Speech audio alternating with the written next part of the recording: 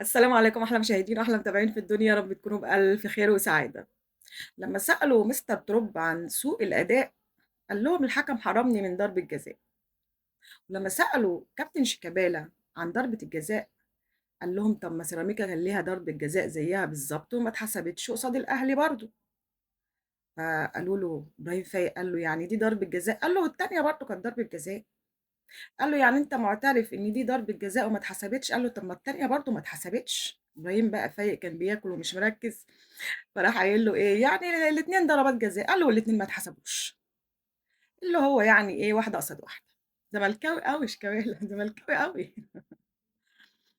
يعني الأهلي النهارده طبعا وصل جواب وشكوى وبيان وكل حاجة زي ما أنت عايز تقول قول لاتحاد الكورة، واتحاد الكورة بدوره ودى الجواب للجنة الحكام علشان تبحث الأمر. مضمون الجواب يعني إنه هو عايزين التسجيل بتاع الفار ما بين الحكم الساحة محمود وفا وبين حكم الVR محمود عاشور، علشان نعرف إيه اللي حصل ما بينهم هما الاتنين، وده قال إيه وده قال إيه. كمان بيقول وبيتساءل إدارة النادي الأهلي بتتساءل يعني إزاي الحكم دوّة يكون هو اللي حاكم ماتش الدور الأول، وهو نفس الحكم اللي يحكم ماتش الدور التاني مع نفس الفرقة، برضه ده تساؤل. برضه عايزين يكون في كلام وتحقيق بخصوص اللي حصل بعد المباراة، بعد انتهاء المباراة من تعدي الحكم على بعض اللعيبة بالألفاظ وبالإيد، ولاعيبة كتير قالوا إن هو شتمه ولاعيبة اتزقِّت وكذا. كابتن سيد عبد الحفيظ حتى نزل الملعب بعد المباراة، كان رايح يكلمه كده بالراحة، قال له: "قُل يا كابتن قُل، قُل، قُل، قُل اللي أنت عايزه يا كابتن قُل، قُل كُلّه متسجل." يعني الراجل جاهز ومرتّب أوراقه. لجنة الحكام هل هتتخذ إجراء ضد الراجل أو مثلًا توقفه أو أي حاجة من الحاجات دي؟ حتى وقفته، غرّمته، أقالته خالص، ما حكّمش تاني. في النهاية إحنا مش هنستفيد حاجة، في النهاية خلاص الموضوع انتهى والنتيجة اتحسبت وتعادل وضربة الجزاء راحت والنقطتين راحوا والدوري كمان احتمال ب90% يروح. ولكن الأهلي بيطالب بحقه. هل من حق الأهلي إن هو يصعّد الموضوع إذا لم لجنة الحكام تاخد إجراء قوي بخصوص المباراة، يخُص المباراة ويخُص نتيجة المباراة، بما إن موضوع يبقى فَج جدًا وضربة الجزاء الواضحة، لكن لجنة الحكام بقى بتلعب لعبة خبيثة دلوقتي. إيه هي بقى اللعبة الخبيثة؟ اللي هو عايز يجمع آراء بعد ما استمع طبعًا اللي حصل بقى في الكواليس في غرفة الVR ما بين حكم الVAR وحكم الساحة، وسمع واستمع وعرف إيه الدنيا. عايز ياخد رأي عام إن يبقى في شك أو يبقى في جدل حوالين ضربة الجزاء، يعني حكام كبار يقولوا لأ مش ضربة جزاء، وحكام تانيين يقولوا ضربة جزاء، أو يجمّع عدد أكبر من الحكام اللي يقولوا إن دي مش ضربة جزاء، والحكام اللي يقولوا ضربة جزاء يكون عدد أقل. المهم عايز يعمل حالة جدل حوالين الموضوع علشان ما يبقاش في رأي جازم حاسم إن دي ضربة جزاء، والشك طبعًا بيبقى في صالح المتهم، دي معروفة. أنا أتمنى إن الأهلي يصعّد الموضوع على قد ما يقدر، حتى لو خرج برّه نطاق اتحاد الكورة إذا كان ده قانوني يعني، ما أعرفش القانون ينُص إن هو يقدر يصعّد الشكوى مثلًا لجهات أعلى أو لأ، ولكن أهو في إجراء.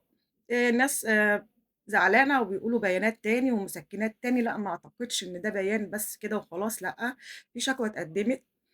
في طبعًا في اللائحة نَص بيقول إن من حق النادي اللي هو بيعترض إن هو يستمع لغرفة الVAR في الواقعة المحددة، اللي هو بيحددها وبيحدد إن هو عايز يستمع ليها، بس بيدفع رسوم كده معيّنة وعادي من حقه وده قانوني إن هو من حقه.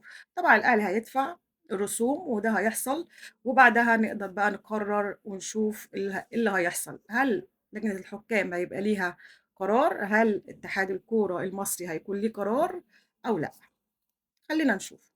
بس أنا عايزة أقول لكم حاجة، هو إحساس بصراحة، إحساس مش يعني ما يتعلّقش بأي حاجة في أي حاجة. إحساسي الشخصي إن الأهلي في الفترة الجاية بما إن الأهلي 90% بِعِد عن البطولة وخلاص كده المنافسة يعتبر مش أوي، إحنا بننافس دلوقتي على الرابع أو التالت. ولو خدنا تاني هنحمد ربنا ونقول الحمد لله بعد النقطتين اللي راحوا مننا، والله أعلم إيه اللي هيروح تاني في الأيام الجاية في الماتشات اللي جاية بالحكام المصريين. ولكن هيحصل إن الأهلي هياخد حقّه تالت ومتلّت، والأهلي هياخد حقّه ويمكن زيادة عن حقّه كمان.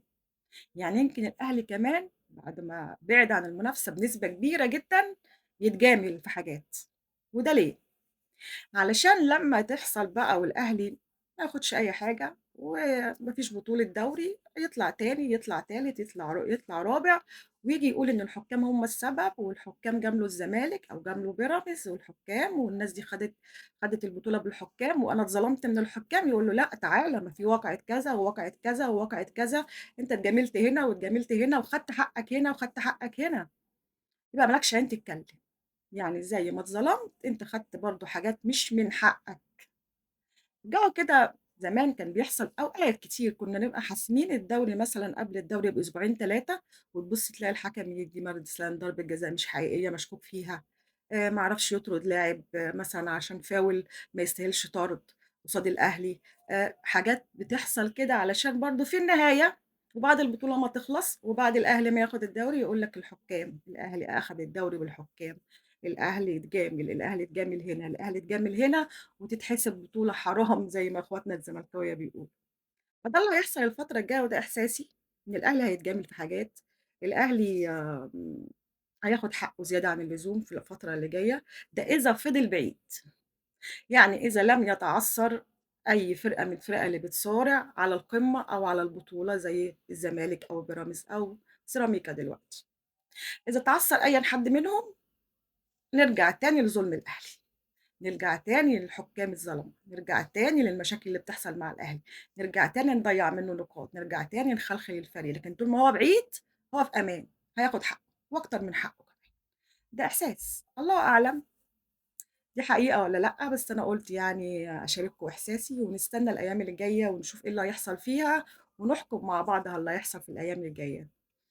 أشوفكم على خير بُكرة إن شاء الله، سلام عليكم.